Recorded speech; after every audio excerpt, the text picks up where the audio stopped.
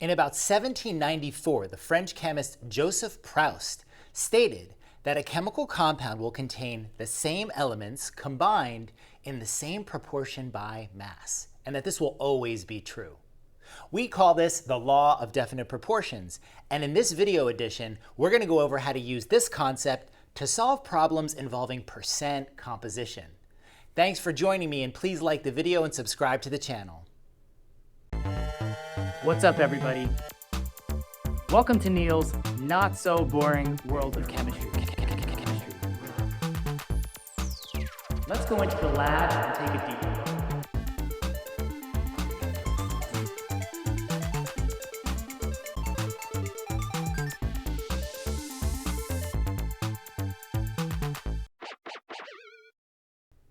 So now we're going to think about the law of definite proportions in more practical terms. We're all familiar with water, H2O, and we can see from this model that it's composed of 2 parts hydrogen to 1 part oxygen. But in Proust's law, it states that a compound will be made of the same elements in the same proportion by mass. So when we look at the mass of hydrogen versus the mass of oxygen in a water molecule, we get these percentages. That's right, water will always be made of about 11% hydrogen and about 89% oxygen. And it doesn't matter whether this water is in a bottle that we're drinking or water that we may one day find on the planet Mars. Now let's take a closer look at how we get these percentages. In order to figure out percent composition numbers, you're going to need a periodic table and a calculator. So we know that water is made up of 89% oxygen and 11% hydrogen. But how do we get those numbers? In order to do that, we're going to have to look up the masses of the individual elements that make up this compound on our periodic table. We're also going to have to use this, part divided by whole times 100. And I'll explain a bit more about what this means in just a minute. So firstly, let's take a look at the 2 elements that make up our water molecule. Find oxygen and hydrogen on your periodic table and look at their masses. What you should have found is that hydrogen has a mass of about 1, while an oxygen atom has a mass of about 16. Now, we're going to need to find the total mass of this compound. And in order to do that, we need to consider that there's 2 hydrogens. So we're going to add up the mass of 1 oxygen and 2 hydrogens, and we should get about 18. In our formula here, whole refers to the whole mass of the compound. So you can see below I've written 18. So anytime you do a percent composition calculation, you're going to want to add up the masses of all the atoms in the compound, and that's always going to go in the denominator of this equation that you're going to be solving.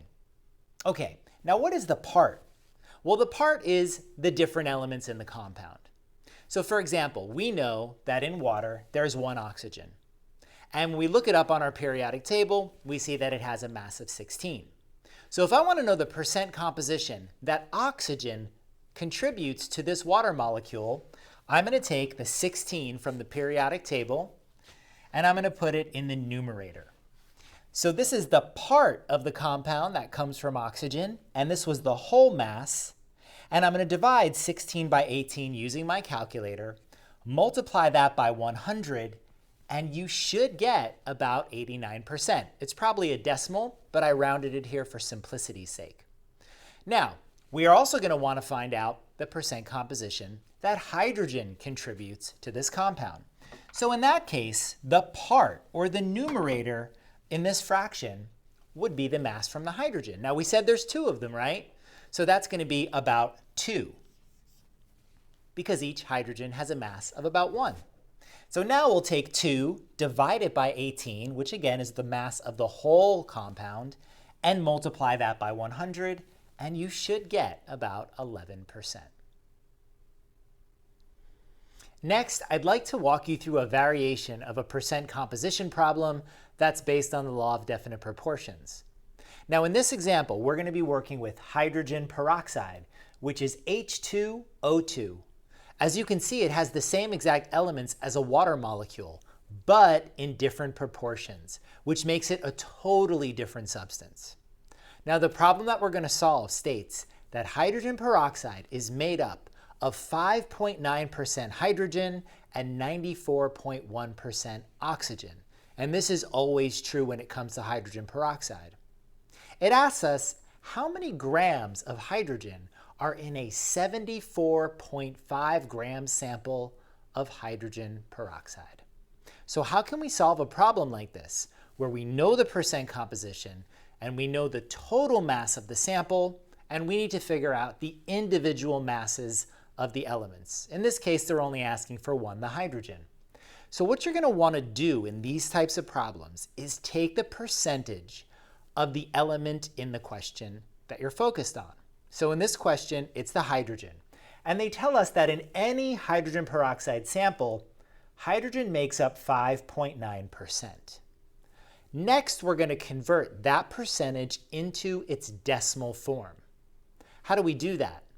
You can take any percentage and convert it into a decimal by dividing by 100. Now, another way of saying that is you can move the decimal in the percentage 2 places to the left. So dividing by 100 is the same as moving the decimal 2 places to the left. So here I've taken that decimal, which is between the 5 and the 9, and I've moved it 2 places to the left, giving me the number 0.059. Now we're going to take our hydrogen percentage, but in decimal form, and multiply it by the total mass that was given to us. Right? In the problem, it states that there's 74.5 grams of this compound. So in order to find out how much hydrogen there is, we're going to take that decimal 0.059, multiply it by 74.5, and we find out that in this sample of H2O2, there are 4.4 grams of hydrogen.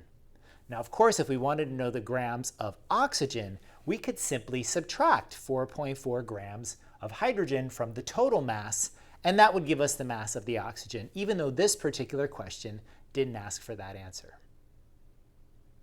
Let's do this practice question together to see how well you understood the content of this lesson. The question states that ethane is a colorless, odorless gas that has the chemical formula C2H6. Find its percent composition and determine how many grams of carbon are in a 21 gram sample of the compound. So you can see we have 2 parts to this question. First, we'll find the percent composition, and then we'll go ahead and tackle the part about grams of carbon in a 21 gram sample. Please pause the video here and try to solve both parts of the question, and then return to the video to see my solutions. So let's do this one piece at a time. Let's start with percent composition. In order to solve this, we're going to need to know the total mass of the compound. You can see here I've taken the mass of carbon, which is 12 grams, and multiplied it by 2 because there's 2 carbon atoms in the formula. I've also taken the mass of hydrogen, which is 1 gram, and multiplied that by 6 because there's 6 of those in the formula for ethane. Adding all this together, we find that the mass of ethane is 30 grams. So this is going to go in the denominator of our fraction. Now we can choose whether we want to find the percentage of carbon or the percentage of hydrogen, and in this case I decided to start with carbon. So the part of the compound that comes from carbon in terms of its mass is 24 grams, because there are 2 carbons and each one has a mass of 12. So in my fraction, 24 grams goes in the numerator, and 30 grams goes in the denominator. And in my calculator, I take 24 and divide it by 30, and then multiply that answer by 100. And I get 80% carbon. So what this is telling me is that in any sample of ethane, 80% of the mass will come from carbon. Well, because these percentages must equal 100%, I can then figure out that 20% of the mass will always come from hydrogen. Let's go on to the second part of this question. Now we're going to figure out how many grams of carbon are in a 21 gram sample. You might remember in the video that I said once you know the percent composition of a particular element, you can convert it to a decimal. You do this by dividing by 100, which is the same as moving the decimal 2 places to the left. So I've taken 80% and converted it to 0.80. All we have to do now is take our total mass, 21 grams, multiply it by 0.80, and we can figure out how many grams come from carbon. The answer is 16.8 grams. That concludes this lesson. Thank you for watching and supporting the channel.